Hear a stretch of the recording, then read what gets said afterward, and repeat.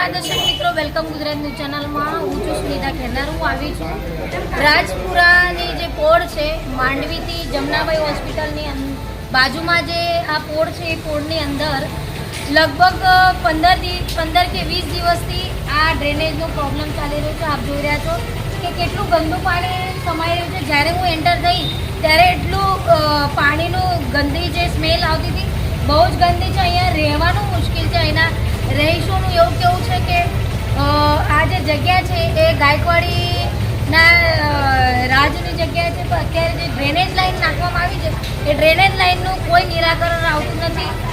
વીએમસીના જે અધિકારી છે, વોર્ડ નંબર 14ના એ અધિકારી જોઈને જતા રહે છે. અને કામગીરી છે એનું સોલ્યુશન લાવવાનું હોય છે, એ લાવતા નથી.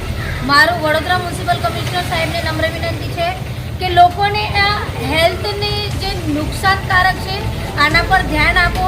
જે તમે રવિવારે યોગાનું રાખવામાં આવેલ છે, એ યોગા ન રાખતા આ લોકોની જે મુશ્કેલી છે ડ્રેનેજ લાઇનની, એનું સોલ્યુશન લાવવા માટે હું આપને નમ્ર વિનંતી કરું છું.